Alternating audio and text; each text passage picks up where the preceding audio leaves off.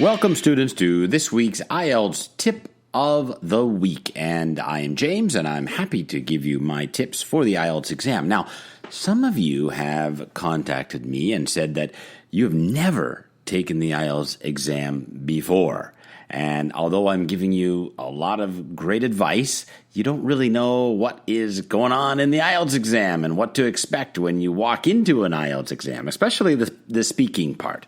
So let me break down the IELTS speaking exam for you, for those people who have never taken the IELTS speaking part. And there are 3 parts to the IELTS speaking exam. And it is a one-on-one interview with an examiner. Yeah. And the examination will be recorded. So the examiner will usually have a tape recorder and they will record you. Okay, so you got to be ready for that. It can be quite stressful and it can make people very, very nervous. And, the IELTS examiners are very professional and they will help you and they will, well, not help you, but they will try to ease your anxiety. But you are there to perform.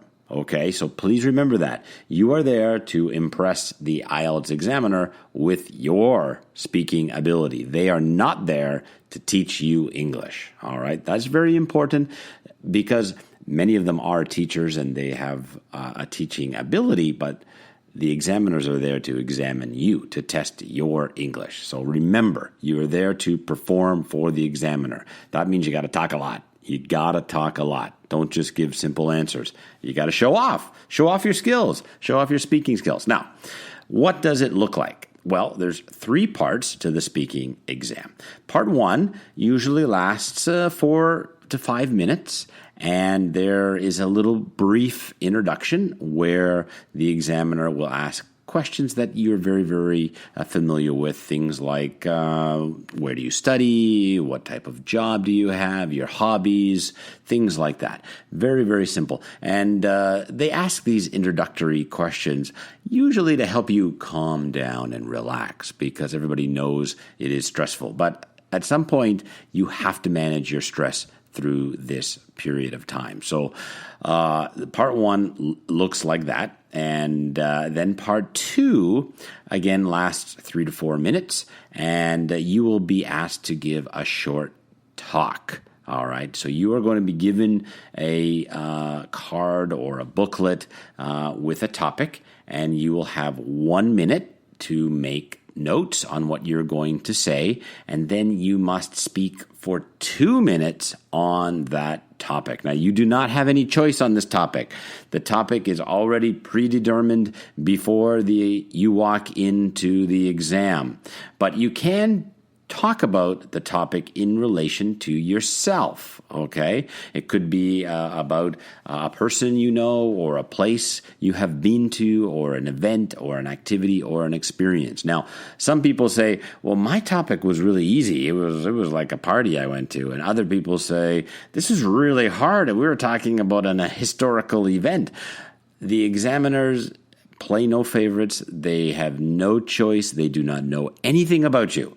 They know nothing about you when you walk into the exam room. So remember that when you're walking in. There's no bias. There's no way the examiner can know that you scored a 7 in your IELTS writing or a 3 in your IELTS writing. You are going to get whatever pops up next for the examiner, all right?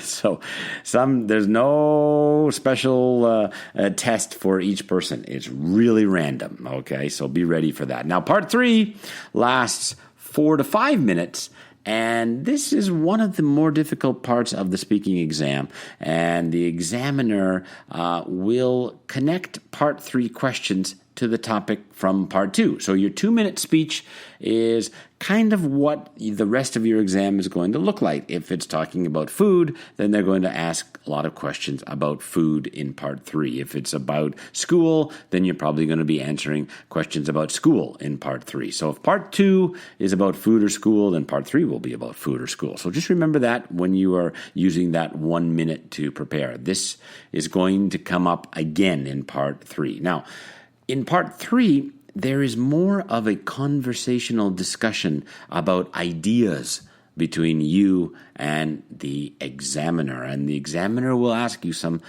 tough questions and want to know your opinion. And this is where the examiner can really ask questions that perhaps they want to talk about as well. So there may be some different types of questions in these in part 3. So part 3 is really random, and the examiner can really push you in part 3. Now, the good news is if the examiner is pushing you in part 3, giving you tough questions, then the examiner may think, hey, you are a great English speaker, and I want to see how high you can go on the IELTS band score. So, don't be, some people come out of the exam and go, oh my God, the questions were so hard. I did really poorly.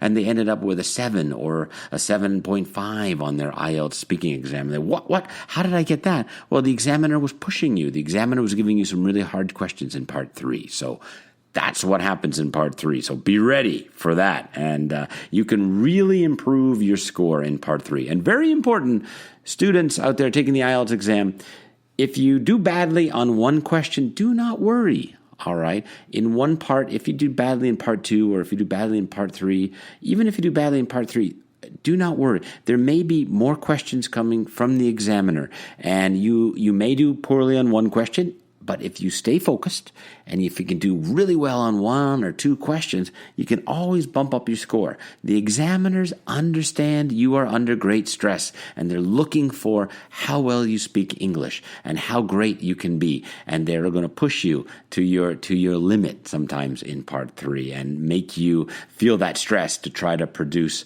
something amazing. So stay focused right to the very last question, because you could score higher if you can keep your focus and keep going strong all the way through the speaking test. So good luck, and that is your IELTS tip of the week. Subscribe to The James Rice Show on Spotify, iTunes, Google Podcasts, or iHeartRadio. Don't miss an episode.